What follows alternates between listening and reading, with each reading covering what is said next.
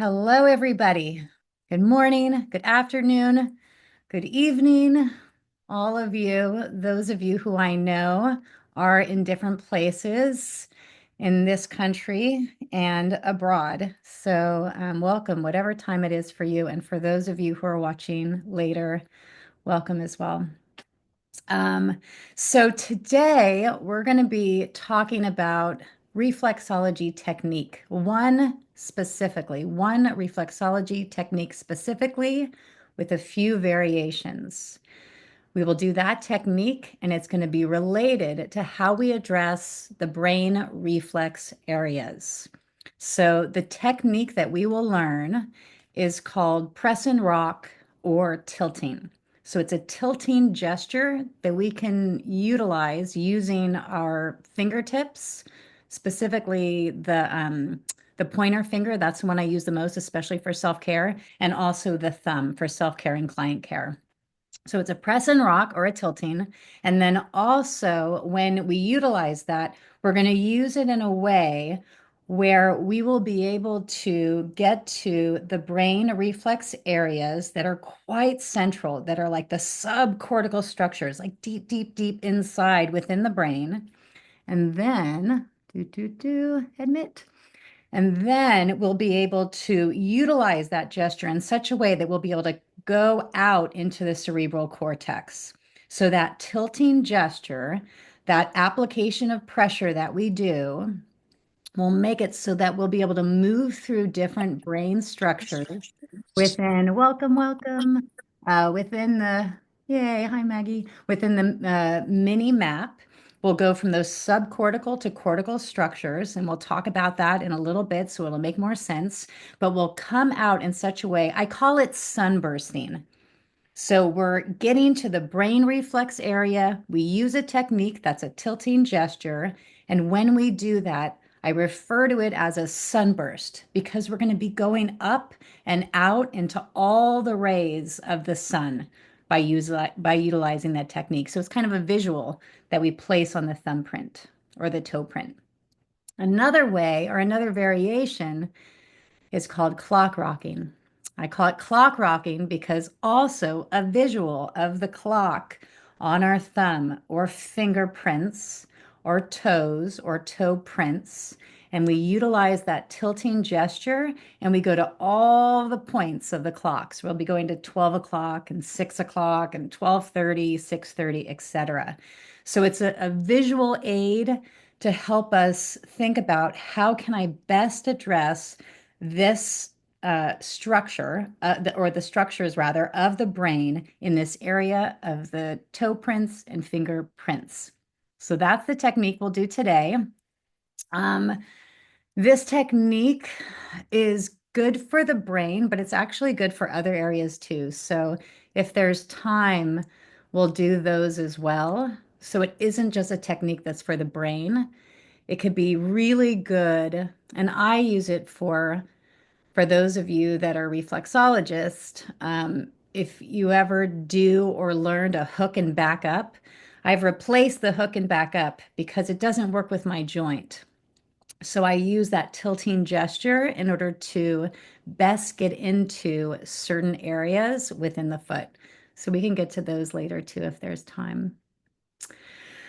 Okay, so I'm going to share my screen in just a moment because I'd like to begin with the image that you have all seen, which was the image for this class, kind of in promotion of this class. It was a tree with a sun coming through. So I want to start there because this will give us an indication as to how I see the brain and how we're going to be working with it. This image is kind of similar for those of you who were in or who later saw the respirations class. We did a class called Respirations and Reflections, a look into and around the organizing self. So we had pictures of a branch and then another branch, this kind of fractalization of a tree, which we'll kind of see today too. And then we also saw it reflected in water. So we were looking at images of nature and how those images, the things that are outside of ourselves that we could look at actually mimic or reflect organs or glands within our own body. So I'm going to start there. I'm going to share my screen and then we're going to dive in and admit. Okay. Do, do, do. Hmm. All right. Share screen and welcome everybody who just came on. All right. So here we are today. We're going to move this over. Okay, so this is the image. This is the image that you all saw in our group. This idea of a sun coming through tree.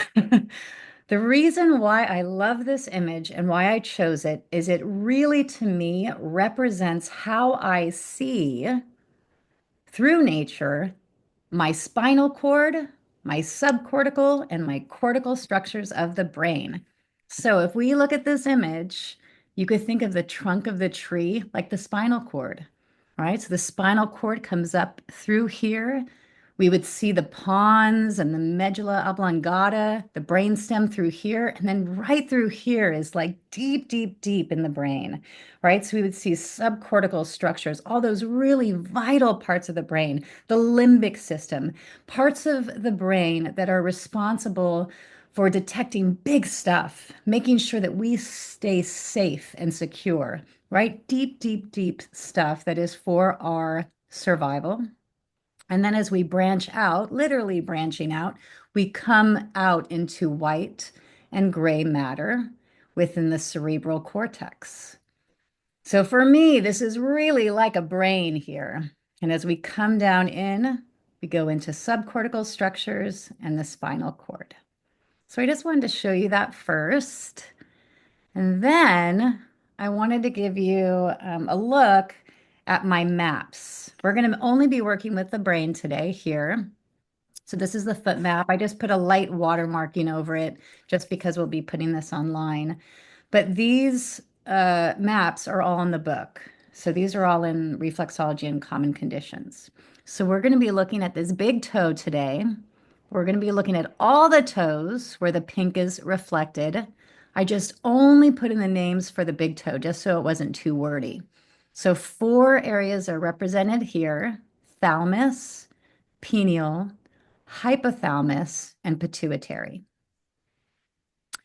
Next, we see it represented in the hands. This is the same thing, same map. It just is another part of the body it's represented on. So this is the bottom of the hands, the palm, the palmar aspect, right? With the feet, it's the plantar aspect because we plant our foot on the ground. So this is the bottom portion, the plantar aspect. And that's the palm, palmar aspect, all the fingertips together make one brain, hands together, one brain, hands apart, 2 hemispheres or 2 brains, fingers apart, 5 to 10 brains. So if you've heard me talk about mapping, which I will do in a little bit, this kind of fractalization or this way in which we could see 1 brain to 2 to 4 to 8 to 16 to 32, etc., is how mapping exists in the first place. So we'll get into mapping in a little bit, so that makes more sense. And then finally, this is a zoom in version of the brain map. There are so many more areas that we could be putting here for sure.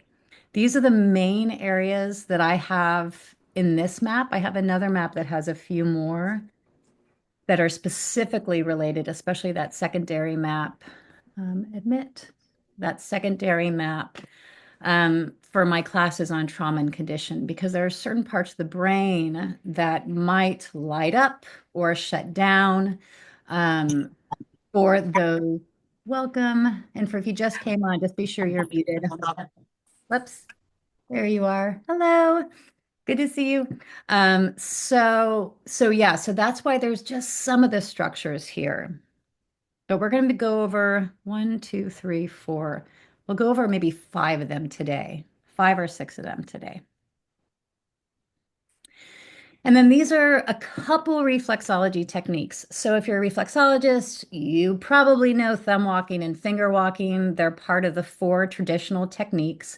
The one that we're going to learn today is the press and rock or the tilting. So this is one that begins here, pressing in at the level of the center of the thumbprint, and then we tilt up. So it's a sideways gesture.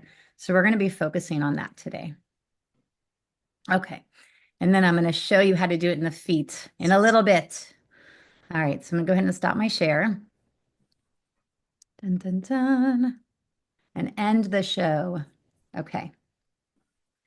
So just make sure you're all muted. In a little bit, we're going to unmute and we'll ask questions and kind of be more together in that way too. Okay, so mapping. I want to just talk about mapping and reflexology in the most general way first, how I approach it. And the reason why I want to do that, even though some of you are reflexologists, is there may be someone here or who is watching it later who has no idea what reflexology is, and it doesn't make sense at all that the whole body is reflected in our hands, feet, face, ears. So I want to break it down so it makes sense to anyone who might be watching. And I'm going to take it a layer deeper for those of you who are reflexologists and how I perceive the mapping system.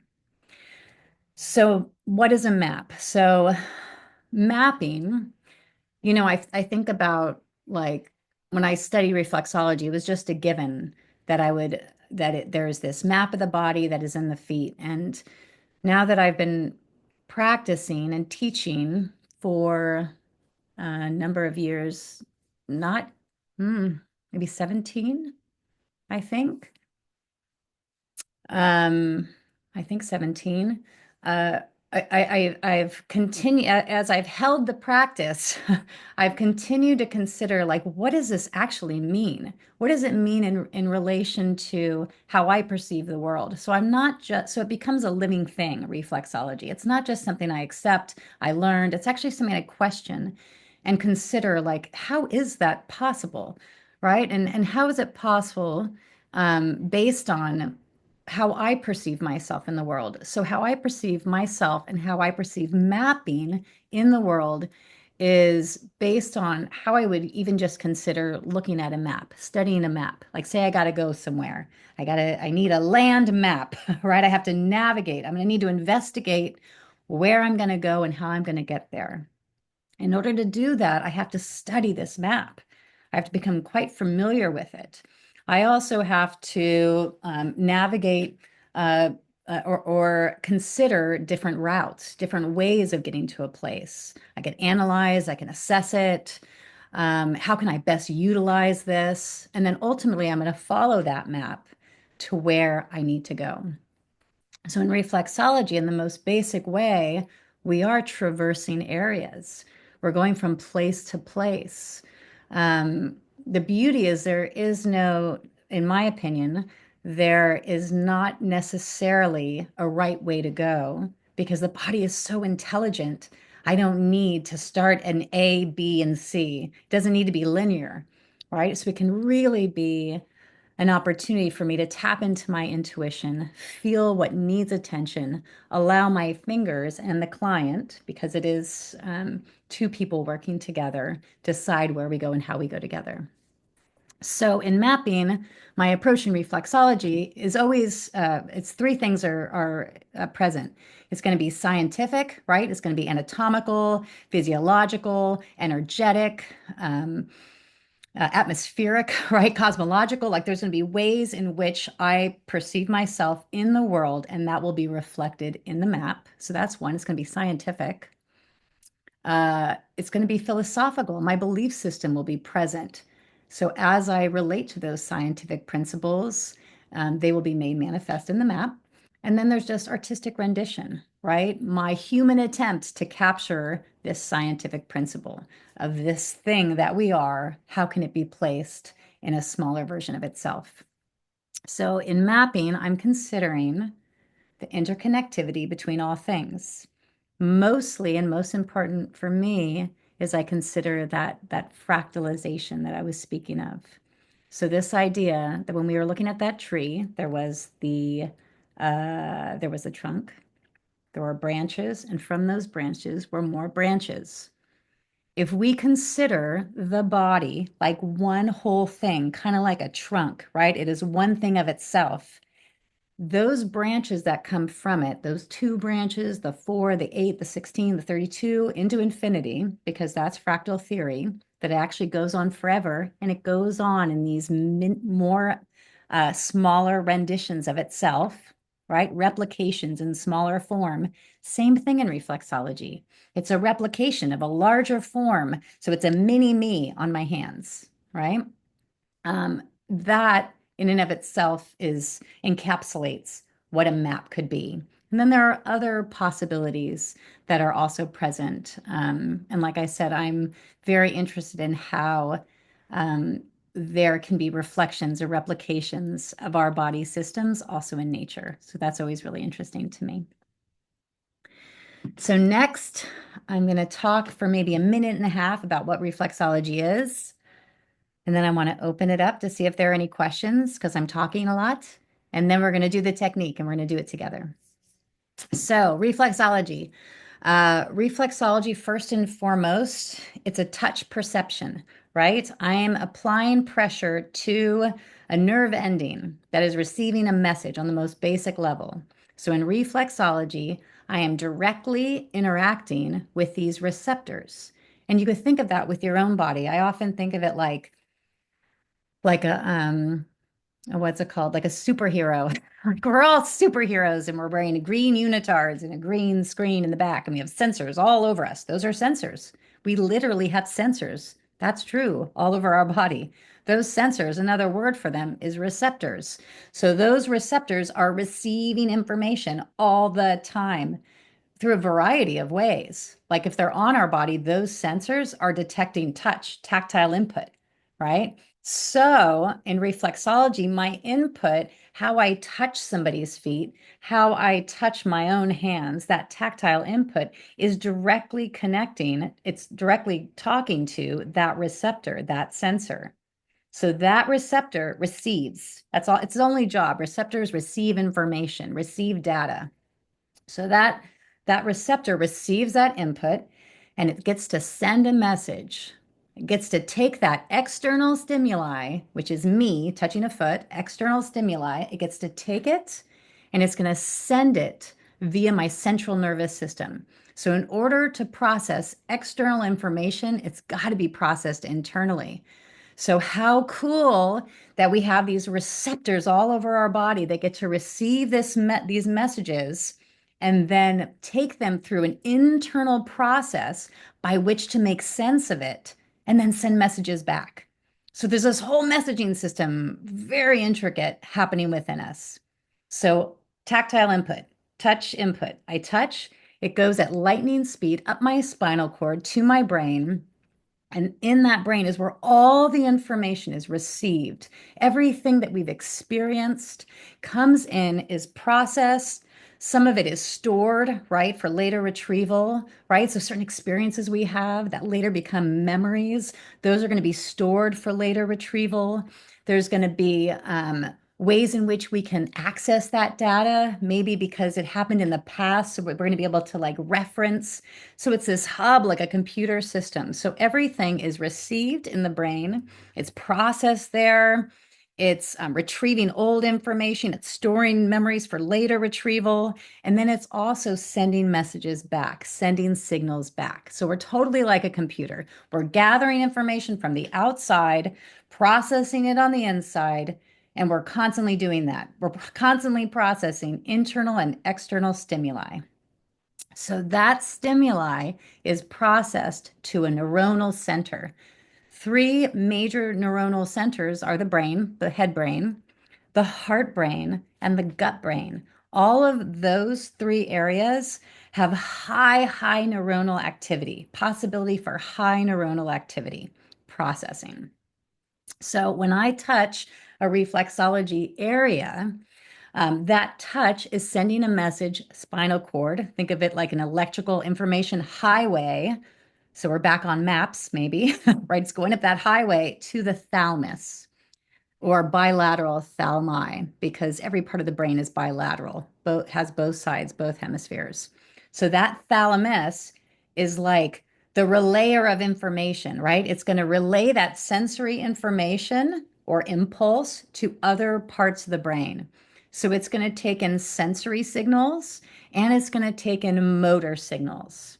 It takes those from the outside and it sends that data out into like that tree, all of those beautiful leaves and branches. That's like their cerebral cortex. That's like your specific cortical areas that are responsible for processing certain input. And what's so cool is all those different branches, all those different leaves, all those different areas, right? Because there's branches that come outside. You could think of those like the temporal lobes, like the temporal cortex, right? Like over there. There's the parietal, right? There's the frontal, prefrontal cortex, the occipital. So just like a tree is round and branching out in all these directions, so is our brain, right? We just can't see it because it's covered. So it is going up my spinal cord, received by the thalamus, and it's shot out for processing into that gray matter. So it's sending up, it's sending out, and then it's going to send back down again and out into the world. And that's our response. Okay. So I wanted to stop there for just a moment to see, are there any questions? Does it make sense? Any ideas before we dive into reflexology?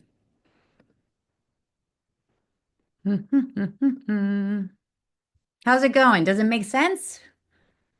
Yeah, I see a nod. Hello, by the way. Good to see you. Okay, let me see. There was one message. Oh, yeah, totally. Good morning. So good. Yeah, so good to have you here. Absolutely. All right, are we ready for reflex? Oh, no, admit there are people in the waiting room. Hello.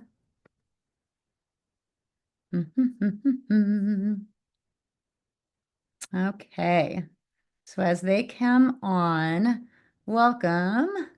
So we're just about to go into reflexology now. So if you are just signing on, you can see the first part later. We'll put it on YouTube so you'll be able to. All we've talked about is we looked at a tree and we started talking about what reflexology is, how the spinal cord and brain, the internal and external processes that take place. So welcome. Okay. So now we're going to get into the reflexology and what I was talking about with, and I can see some of you, is this technique. So some of you who are reflexologists may know the thumb walking, right? Where we are applying pressure, we're bending at our joint, and we're doing a pressing in using the tip or the tip, maybe even part of the pad of the thumb or the fingers. We could do a thumb or a finger walking. In this way, this technique means we are moving in the direction of our nail. That is, we're going to be not doing that. We're going to be actually tilting it on the side. So if you're used to doing this action of going down, down, down, we're going to instead be utilizing the same point of the finger, holding the back side, and then we're actually going to tilt it side to side instead of inching forward like that. We're going to tilt side to side. So let's do that together. So this is my left thumb. I'm going to place my pointer finger tip right at the center. If you're a reflexologist, it would be right at the center of that pituitary gland reflexology area. That reflex area is the center of the swirl. That's your pituitary gland reflex point. I hold the backside. And so I'm just like this. And what I'm going to do is I'm going to rock up. And now I'm going to rock down. And go ahead and just do that for a moment and see if you get used to, and obviously you could do this in your lap so you don't have to raise your hands quite high unless you want me to see you, then please do, because I could see little squares above a big square so if you want me to see your hands. So I'm just exploring tilting. So this is a press and rock or a tilting gesture. Okay. Now go ahead and switch. So instead of going up and down as I'm going towards the tip of the thumb or towards the base of the thumb, instead go ahead and try switching your hand so it is in this direction, and then your tilting will actually be going from one side of the thumb to the other. One side of the thumb to the other. Much easier in your lap, by the way. So just so you can see it. And can you all see this well, what I'm doing? Is it an okay? Okay, good. So again, from here, I can tilt up, tilt down, tilt up, tilt down, and then I could go side, tilt side, tilt side. So that's a tilting gesture. Now what I'd like you to explore, without even talking yet about the structures and where they are, instead just get really, really used to, and you could drop your hands literally in your lap, or it could be kind of at the level of your solar plexus region. I want you to rock all the way up and then rock down and think of that fingerprint, thumbprint, like a clock. So 12 o'clock would be you rocking up, and 6 o'clock would be rocking down. And rocking up to 12 o'clock and rocking down to 6. Now what you can do is rock up to 12:30 maybe, and 6:30, 1 o'clock, 7 o'clock, 2 o'clock. Admit. You could do 3 o'clock to 9 o'clock. And if I do this in my lap, it's way easier. So I'm doing it like this to show you. Actually, if it was in my lap, it's more like this angle, right? Because if my arms get to rest on chairs, then this is pretty much what's happening if I just lower that. And then it's really easy. And your hands can even rest on your thighs too, or on a pillow on your thighs. So I'm going here, here, 3 o'clock, 9 o'clock. And then I can go into the other times too. So it's 4 o'clock, 10 o'clock, 5 o'clock, 11. So that's one way to consider coming into the structure and then coming into the subcortical structures deep, deep, deep in the brain. And then I'm branching up and out, just like that image of the tree. I'm going up, I'm going side. And then if you want to add that imagery of the brain, if I'm going up into the cortical structures, the white matter, the gray matter, where processing takes place. Right? If I'm going side side, I'm going into this temporal lobes.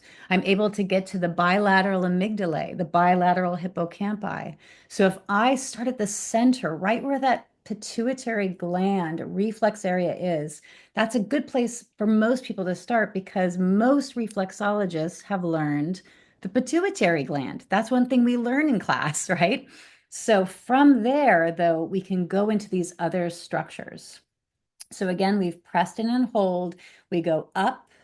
If I rock up from the pituitary gland, I'm going to get to rock up into the hypothalamus. I'm going to rock up further still into the thalamus because the hypo is below. It's below the thalamus. So it's pituitary rocking up, tilting up into the hypothalamus, the thalamus. If I go greater still, I could even just adjust a little bit so I can go towards the tip. I'm then going up into those branches like the tree, up into that gray matter where all those beautiful folds are. The folds are really fascinating. We won't get into it too much today, but you know, those fold, the reason why the folds, we see this in our colon too, right? Especially those small intestines, these incredible folds. The reason why there are folds is it allows for more neuronal processing, more neuronal activity, right? If we didn't have those folds, all those dips, all those valleys, all those peaks, there would be less neuronal activity possible, right? So we call them, you know, sulci and gyri and all these different grooves and folds, but really it's an opportunity for more of that processing to take place. It's more surface area when it's folded, right? Because if it was stretched out, it would be more surface area. So by folding it in the brain, head brain or gut brain, we then have more space to process over. Okay, so that's the tilting, tilting up, tilting down, tilting side, side.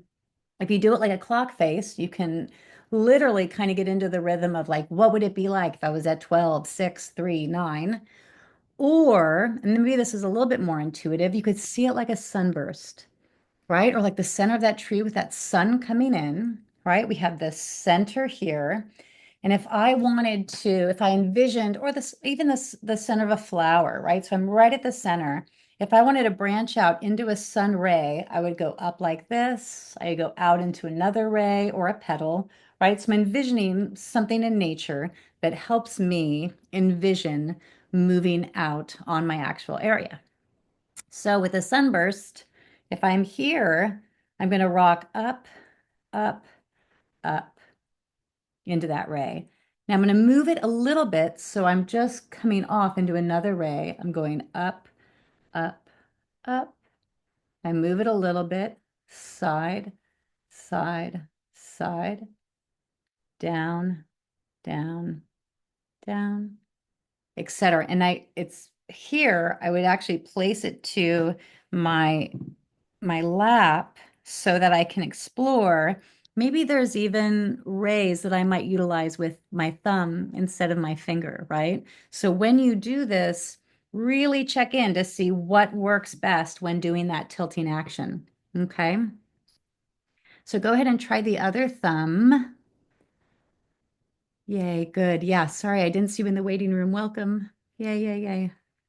So try the other thumb. Again, for those of you who joined a little bit later, we're just pressing in at the center of the swirl. We're holding the back side. We're tilting up and we're tilting down.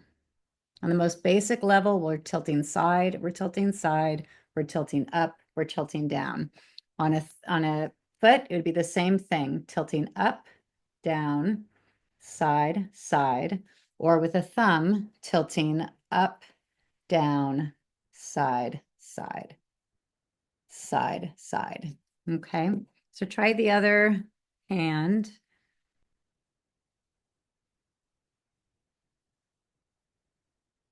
And then ultimately, especially with that sunburst gesture, it's almost like an opportunity to kind of space out a little bit, right? To just focus on this little gesture, especially in self-care, where you're getting to explore what it's like to move up and out of that one solitary point. Okay? So, not a lot of pressure. That's right. More in contact with, more the, yeah, more the contact. Absolutely. So, personally, I think a nice mild to moderate pressure is sufficient. We know that, um, all the points are just below subcutaneous tissue, right? If I go too deep, remember how I said where there's sensors all over my body? They're everywhere. These sensors detecting input, detecting external stimuli. If I go too deep, I'm talking to a receptor for sure, but I'm talking to a nociceptor, which is a pain receptor. If I'm talking to a nociceptor, I'm not talking to the reflexology area. It's not going to have the same input. If I'm talking to the pain receptor, it's going to get that input. It's going to receive that external stimuli as potential danger. All that little nociceptor gets to do is say, what do I do? Right? It receives my really heavy input. It goes, what do I do? It sends that message up your electrical information highway, your spinal cord. What do I do about it? It shoots up to the brain. The thalamus goes, what do we do about it? And it relays the information to all the different parts of the brain for processing. What should that nociceptor do about it? And it's going to send a message back that's going to say, pull away. So that means as a practitioner, as a reflexologist, if I'm applying pressure and that nociceptor goes, what do I do about it? And the message that is sent back from the brain is pull away. That means I'm going to actually feel this micro gesture. That tissue will be pulling away from me. And the more we get in touch with really connecting with our clients, the more we'll feel that micro pull away, that micro gesture, right? So what I want to do is lighten up, have a nice light to medium pressure tops, but the client will tell you, the tissue will tell you, I should say, The client often will say deeper, right? But the tissue will say no. So really listen to the tissue. And I feel like it's a great learning opportunity if a client says, oh, I really like deep pressure, no pain, no gain, it's okay. I get to say, well, your tissue is kind of pushing me out. How is this? And it might be I don't know, you might not want to talk too much during a session, but it might be an opportunity for sharing that too. Okay, so yeah, so that's with respect to pressure. So listen to the tissue, listen to the tissue.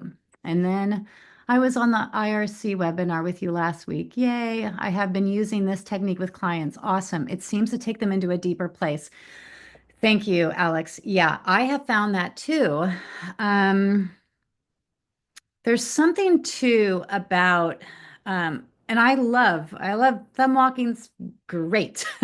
It's good. It's efficient. There are reasons for it. I use it all the time. There's something about this tilting gesture, which is, and what we do in the live classes, we especially some of you may know my practice is reflexology for trauma and addiction. Those are the clients I work with.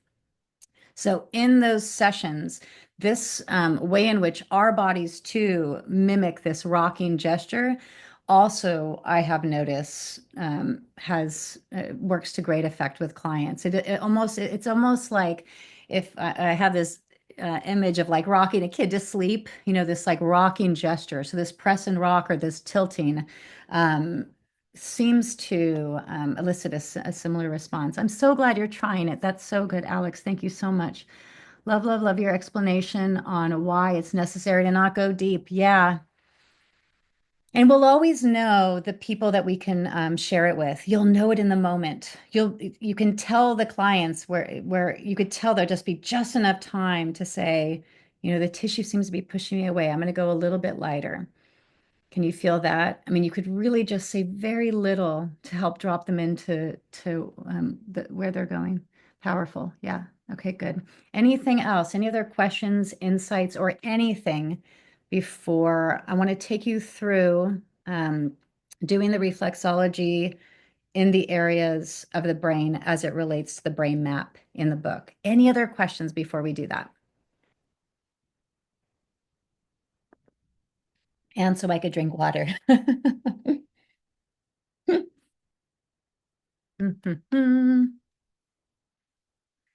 Good, good, good.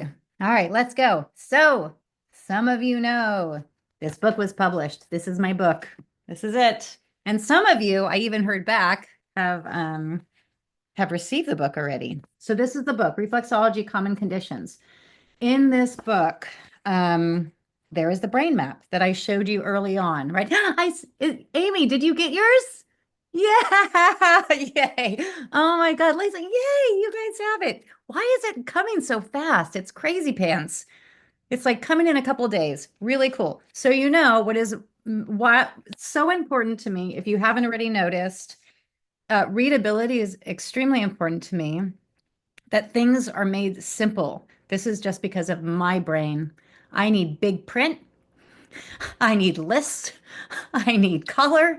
I need indentation. I need things to be simple, simple, simple. So hopefully this book achieves that. So let's see. In this book, okay, yeah. So you'll see there is the foot map on one page. There's the hand on another. And then there's the brain. We're doing the brain today. So this is the map. It's on page 30. We don't do the ears. I wrote at the bottom of this page, it's, beyond the scope of this book. But the brain is really important to me and my work. So that you'll see the brain reflex areas will be in that other section of the book which talks about different conditions and diseases. It'll say, hey, it won't say, hey, it'll say, this is a disease. For instance, this is IBS, this is diabetes. It'll say what the definition is, possible symptoms, different types, how it might reflect in the body, and what possible reflex areas to address or reflex areas to address. That's the second part of the book. Also in list form, list. these areas, you'll see, I just pulled to anxiety. You'll notice that there's a lot of brain, and that's on page 72. There's a lot of brain areas listed here, right? There's pituitary, hypothalamus, thalamus, prefrontal cortex, hippocampus, amygdala, anterior cingulate cortex, pineal, temporal lobes. Like there's a lot in there, right? Now, it's not that somebody who has anxiety, it wouldn't be that we would use all of those. All of those are possible areas that may need attention. And and also, as an exercise, I would say, especially if you're just getting this book and you want to just really get a handle, especially on the brain map, I encourage you to explore as you're utilizing that sunbursting technique, that press and rock. See if you can, while you're working with your own finger or someone else's toe or your own, if you're flexible, really see like, okay, now I'm pressing on a pineal. I'm rocking side side.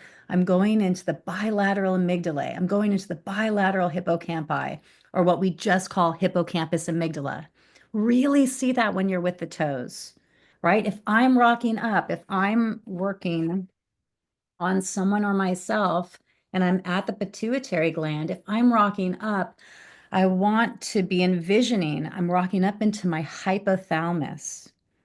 I'm rocking up now into my thalamus. I'm rocking up into the cortices, right? And that cortical structures where gray matter is, where processing takes place. So you start to really kind of integrate the knowledge that we're continually gaining of the inner body and how it's reflected in this mini map. So we get to move a little bit more beyond um, the structures that we learn or that are in the body map. Any other questions? I want to go through with you. And also, if you have a question, maybe about something, just as I referred to that page, if there was something in the book that came up that you wanted to go over. And then what we're going to do is we're going to press on our fingers, and I'm going to talk you through the different areas of what they do roughly as we're pressing on them. That's what we're going to do today for the brain. But are there any other questions?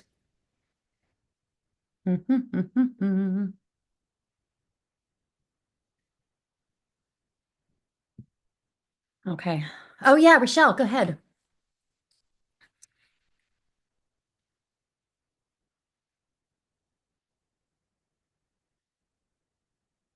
Oh, when you're on the phone, yeah, it takes a second, doesn't it? Yeah, take your time. The thing with the phone that I have found or a pad is just press it once, and towards the bottom is where you'll see the yeah, and I've noticed if I hit it twice, sometimes it goes away.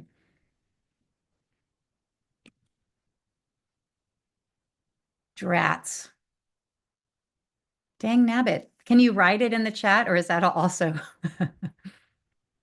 No. Okay. You keep on trying to figure that out because we still have a little bit left. Okay. And if you figure it out, just interrupt me and start talking. How's that?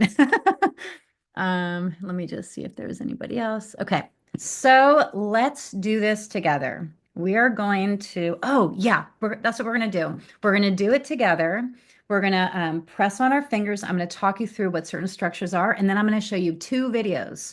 If you were in that class that I taught with the Integrated Reflexology Consortium, then we did this in class, and you've probably seen these videos, but I'll give you just a taste of the videos for those of you here who were not in the class. So go ahead and you have your thumb and you're holding the back side. So I'm going to work on my left thumb first. I'm going to use my right index finger. I'm going to point at my pituitary gland reflex area, which is the dot in the center of the swirl, right at the center of my thumb. I'm generalizing. There are other ways to determine where it is. Sometimes it's a little point almost will come out in some hands or feet. And there are different ways, but generally it's going to be the center of the swirl. And you hold there. So we're going to hold at the level of the pituitary gland, and I want you to rock up slightly. Our fingers are so big that just the slightest tilt is going to take you into the hypothalamus. So the hypothalamus is really important. I say it all the time. People say the pituitary gland is the master gland of the endocrine system, and I believe the hypothalamus is the rock star of the endocrine system. I call the hypothalamus Big Mama. I believe she runs the show. The hypothalamus, and all I'm doing is I'm just kind of rocking again and again into it. So I'm returning to the pituitary and I'm rocking up, returning to the pituitary, rocking up into hypothalamus, returning, rocking up. So I'm just going like this, this. So the hypothalamus controls, regulates, produces hormones. It manages behaviors. It's responsible for major stuff, right? Body temperature, sex drive, appetite, body weight, metabolic rate, blood pressure, sleep cycles, emotions, so much. It does so much, and it's little, little, little. So now I want to do a slightly larger gesture as I rock up even more. And now I'm going into the thalamus. So the thalamus is your informational processing center. People have called it the relay center. It's been referred to as that. I had a teacher that referred to it as, ooh, I don't know if I could remember it right now. It's like a crossing guard. It was something similar. That's how they refer to it. Similar to like a crossing guard. They know what's going on. They know the stoplights that are out, the school bus that's waiting, the people that are waiting to cross, right? So our thalamus is like, you come here, you go there, right? You kind of visualize it like that. So your thalamus, as you rock up into it, this is the part of the body or the part of the brain rather that is receiving all that information, that sensory and motor information, that data, that external stimuli from the outside is going right there. Spinal cord thalamus receives it and shoots it out to all the various parts of the brain for processing.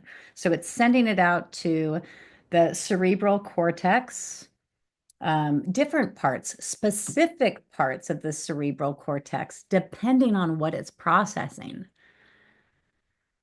And that's pretty cool too, because it actually will send it to different parts of the brain based on what it's receiving, right? Is it sensory input from and it's mean that we hear, taste, touch, right? So if it's touch, reflexology is a touch input. So reflexology is actually sent to the primary somatosensory cortex. That's in our parietal lobes. Good. So now just begin to explore that sunbursting action, which means, and I'm gonna, if I were to lower it, I don't know if you could see, I'm going to make it higher just so you could kind of see what I'm doing. But I really want you to get used to, especially for self-care, how to do this in such a way where it's easeful. It's almost meditative, right? That's just in your lap. And it's just like you're doing this minor, minor gesture, returning to center, coming out. Breath, returning to center, out. And we become very curious about what's underneath our fingertips. Hmm. There are some people that struggle with meditation, and I have found for myself, if I just say I'm going to meditate, I'm meditating now, it's not happening. Especially if I'm extremely hyperactive or charged in any kind of way.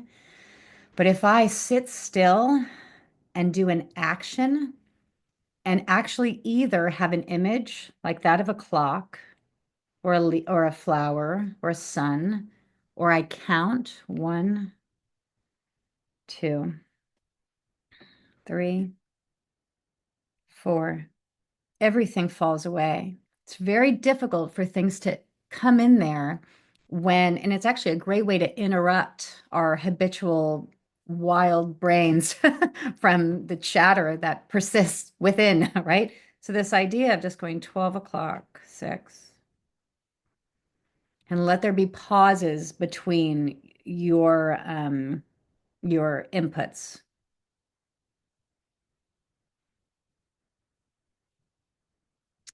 Good. So now we go side to side. So in this way, if you're thinking about that clock face, you're going 3 o'clock to 9 o'clock. Or you could think of it like you're going into the temporal lobes, right, of the brain. So I'm going side to side. Still in those subcortical structures. This is now in the limbic system. So if I'm going side to side like this, or if it was in my lap, it would look like this. And really slow it down and become very curious about what you're feeling. That sunbursting gesture where you're just going rock, rock, rock. I like that 3. So it's going into 3 o'clock, 3 o'clock, 3 o'clock. So you're able to feel everything along the way and becoming quite curious about what you feel. The amygdala detects fear, pain, anxiety, pleasure, anger. Very important information. The amygdala is receiving that information. Actually, what we were talking about earlier, going deep, deep, deep, deep, deep, it's going to receive that information like that's potentially dangerous, right? So it's sending signals then the amygdala or bilateral amygdalae, almost looks like two earrings on either side. It's sending a signal to our autonomic nervous system, right? Things that are automatic, heart rate, breath, which is why if we are in danger, the heart starts to race, the eyes, right, our pupils dilate. We are ready to fight or run. Mhm. This is activating our sympathetic nervous system. Very interesting too, then. If I'm applying pressure, I don't want to be activating the sympathetic nervous system. I want the parasympathetic nervous system. I want rest and digest. I want ease. I want flow. I want you're safe. Everything's going to be okay. Right now, everything's okay. I want parasympathetic. So now in that same gesture of that 3 o'clock and 9 o'clock, we also have the hippocampus or bilateral hippocampi. This is where events, things that have happened to you are created, right? These things that happen on the outside, that hippocampus gets to store them like neuronal, gorgeous connections all throughout the brain. I always think of it like stars in the night. Those memories are like stars being planted, or like birds. If we're in the tree, they're birds on different branches, right? Those little birds, or one's on a leaf, or maybe butterflies. There's something within those branches. Those are little memories that are stored for later retrieval, should we need them, especially if they're ones that we need for retrieval to help us next time, the big survival stuff.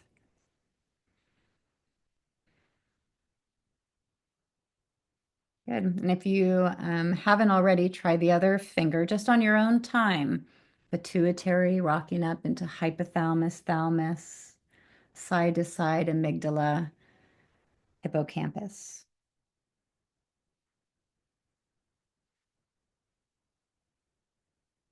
I probably mentioned in that class that you were in the amygdala and the thalamus are overused for those who have experienced trauma. So when working with self and others who have been through trauma and are still in active states of feeling that trauma housed in their bodies, in their minds, in their memory, that amygdala and thalamus is important. Mhm. Okay. There's there's two classes that we did that are on my YouTube channel, and I'll put them in the group as a reminder of reference. There's one called the frontal lobe at our fingertips. That's a class we did. It's about like this, about an hour long. It's on YouTube. I'll give you the link. And then there's another one that was the respiration class where we were looking at the lungs and the reflections of nature. So I'll put those if you wanted to refer to those. Anyway, I wanted to pause for a moment, see if there are any questions, insights, feedback, and then we're going to end with me showing you a little bit of a video on how to apply this specific technique, tilting, press and rocking, sunburst, clock rock with a client. Any questions?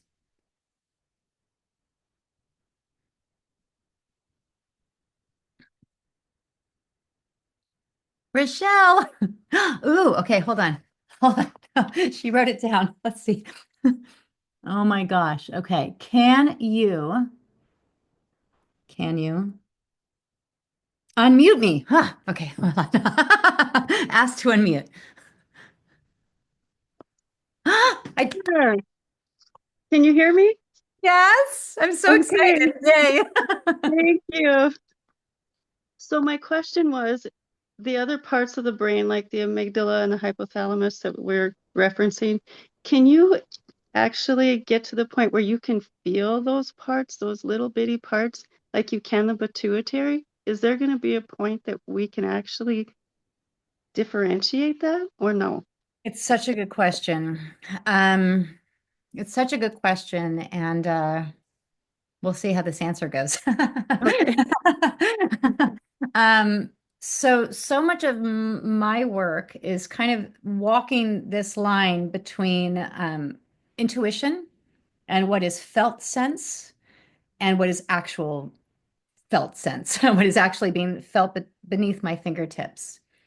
So much like I think about like the adrenal gland, reflex area, piece of cake to find and Yeah. touch, right? Once you've figured out how to find it, you're like, okay, I know what that feels like. And the different renditions of how it might present itself in certain clients, especially if they have an adrenal gland that's been pumping a lot of cortisol and epinephrine, et cetera, right? It might really represent itself in a certain kind of way. It has been my experience that in working with clients that either talk about openly their trauma or not, that there is a certain feeling that I get. It is sometimes demonstrated through heat, temperature. So I'll feel a kind of heat represented there, sometimes a coldness, but usually it's a heat. And I will feel small little, kind of Mm. like like the little pebbles or little stones that we might feel underneath our fingertips. I will feel a little bit of that, but it's very, very slight. Tiny. In my experience, that, yeah, most of the work tends to be, I brought it up maybe in class the other day. Did I bring up interoception last week? Interoception is a beautiful word. Interoception is actually this way that all of our bodies can interpret internal processing. So, an example of basic interoception is I'm hungry, I'm thirsty. That's interoception. We all have interoception, but there's also this kind of almost more like intuitive interoception where we can sense something's off there. Now, a good example of this, I had a client who came in and she says, I've been going through a lot of stuff. I don't want to talk about any of it. I don't even want to tell you what's wrong. I just want to be here and have a session. I go, great, good. And we did the session. And during the session, when I was at a certain place in her feet, I felt, well, and I also am an intuitive Reiki master. So there's a little bit of Mm. this other piece to my journey. But when I was at the level of her spleen, I felt this incredible vacuousness. It was just complete emptiness. And I just had this sense that there was something calling out, really much like if you could envision a cave and someone going, hello. It was just like this sense of calling, wanting to be held. Um, Personally, when I'm working with a client, I do not hold on to anything that is wrong with them. So if someone says, I have IBS, diabetes, da da da da, I never work on the problem the whole time, ever. They tell me what's so-called wrong with them, and it passes through my body and it's done. And I'm working with their perfection the whole time. I'm working with everything that is right about their body and all the things that are saying, oh, a little bit tricky today. Oh, this is belabored. Oh, but we're gonna be okay. Like I'm being with the more truthful aspects of where their body is today instead of our perception of what is wrong with us, which is oftentimes a lingering hold on just a diagnosis, not actually what is really present within the body, which changes every single second. And the potential for healing happens in that expansive state where I relinquish my idea of what's wrong with them. They are completely healthy, completely right, completely, you know what I mean? So I never hold on to what's wrong. But in that moment, I could feel that vacuousness. I accepted it. And then I moved on and I continued to be curious about what I was feeling.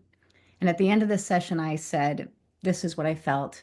And she said, yes, that's actually where the cancer is in my spleen. So my feeling is oftentimes, and I think it's kind of inevitable as practitioners, is we start to just sense more, especially the more we relinquish our ideas of what we think, who we think we are and others are, the more we get into that no mind state and just are present with another being in the world, the more there's this accessibility that becomes possible for us where we can actually sense this other place. It's really hard to talk about. It's a funny thing to talk about, but does that make sense? How did I do Yeah, on I that? think I think you did fantastic. Yeah, it makes sense. It's very You hard to can feel explain. it, but not with always with your hands. You can, I get what you're saying. Yeah, Thank you. I appreciate that. good. Chantel, it's a known sense. Like it's Yeah, like your gut. It's like you just know, you know, right? instead of you feel. Exactly. It's that Hmm. knowing. Yeah. Oh, that's Gotcha. beautiful, Lori. Yeah. It's very powerful because you Clear. don't have to second Go guess ahead. it. It's just like a known. It's just like, yeah, okay. What I love about that, that's well, you know it, clear cognizance, clear knowing, right? We have the clair, CLAIR senses.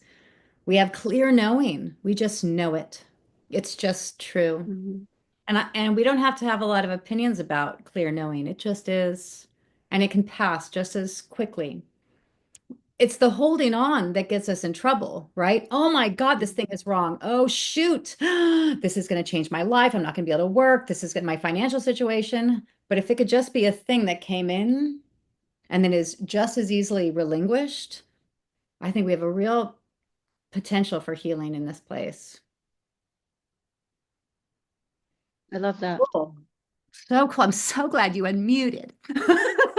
We figured Thank that you, out. Q. Thank you so much. All right, let's see what else. Do. Very relaxing. Okay, good. Would put you to sleep. Yeah. I have noted that a number of clients I've worked with who would have mental health issues, the brain reflex on all toes is indented. Very interesting. This is very interesting and very important for us to write down, right, as we continue to evaluate what we see, like a redder hollow to the top. Would you relate this in particular to any health emotional issue, and would you still work it in the same manner? I think any kind of cue, um, I think it was Christine Essel recently said to me, she goes, I think that, what did she tell me? The Kuntzes developed this term stress cues, right? Stress cues, we learn them in school. There's something going on. There's a cue, like say here, there's an indentation. There's a there's an indentation. There is a redness. There is a planner's wart. There is whatever it is. It's a cue that something is happening at the level of that reflex area, possibly, right?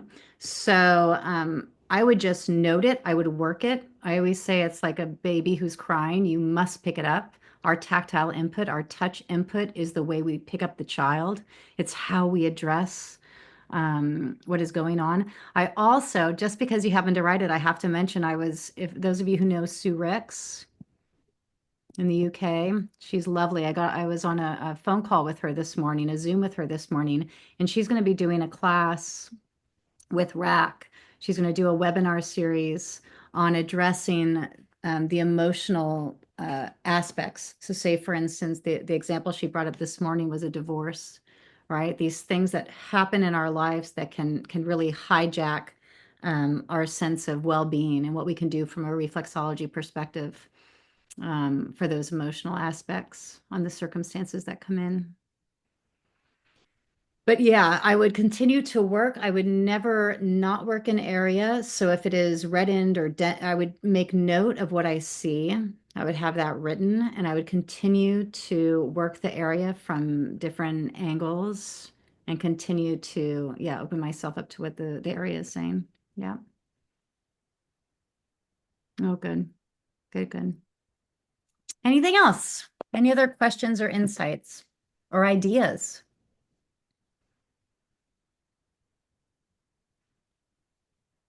All right, I'm going to share a little bit of 2 videos so you can see this work on the feet. Okay.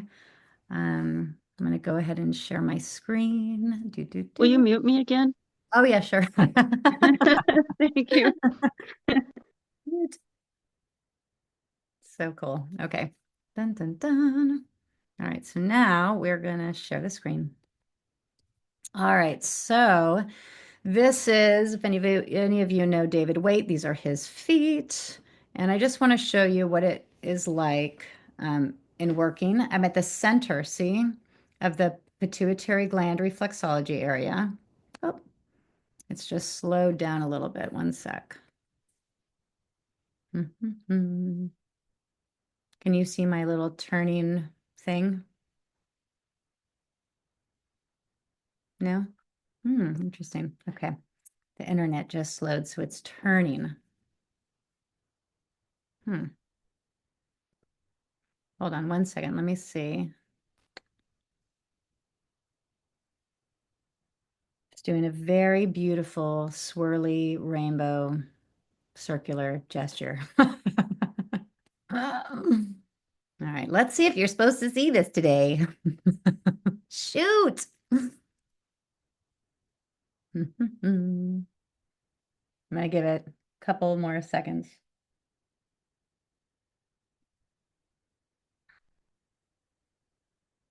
All right. So wild.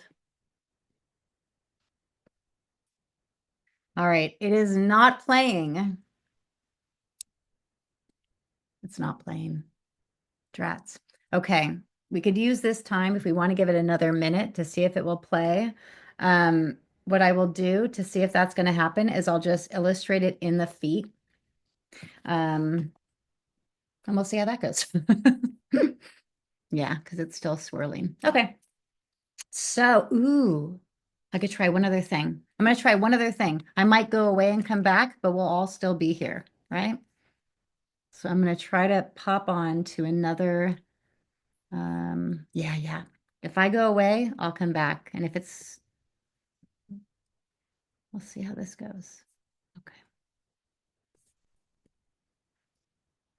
Actually, just in case it goes away and stops the recording, I'm going to do this first. Okay, so this is your foot. So if the client is here in front of you, this is me with one of the feet. So I am holding in at the center and I can, and do whatever you need to do as far as moving your chair. You might even have to stand, but this gesture would be, you'd be using your thumb like this. So I'm going up and down, side and side, side, side, side, side, down, down, down. I could also switch my chair so that I'm able to utilize my finger, my second digit, my pointer finger. I like using this one. So standing and being off to the side feels really good for me. Sometimes with the thumb, people have a hard time. It just kind of just, I feel like Lori, we've had this conversation too. It'll distort their body in a weird way. So move your body so it's best for your body mechanics. And I have found using this finger is also very sensitive. I can feel a lot through my pointer finger. So I'm able to do that. And that.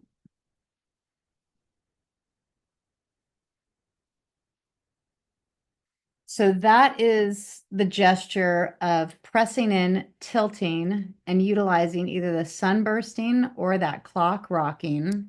I'm going to see if this, oh, it still has the swirl. Okay, so I won't be able to show you the video, and it won't let me even go to a different area for some reason. It won't let me go to a different slide. So I want to know if there's any other questions, any other insights, anything before we go off into our days and nights. All right. Um, Thank you so much. Thank you for joining me.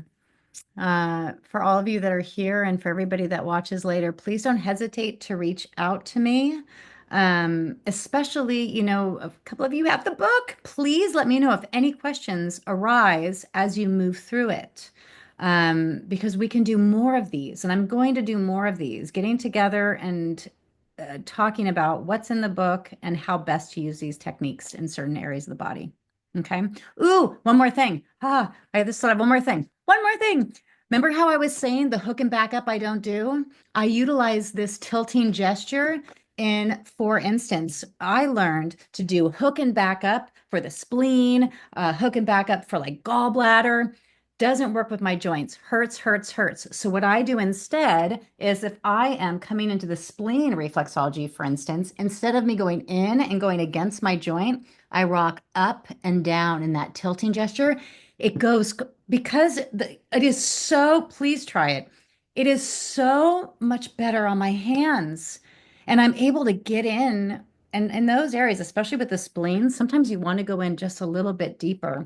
There might be a real call to eradicate those damaged red blood cells and really nourish those white blood cells. So please try it with the spleen reflexology area and the gallbladder reflexology area. You just answered my question of doing this in the other areas. Perfect. Okay, good.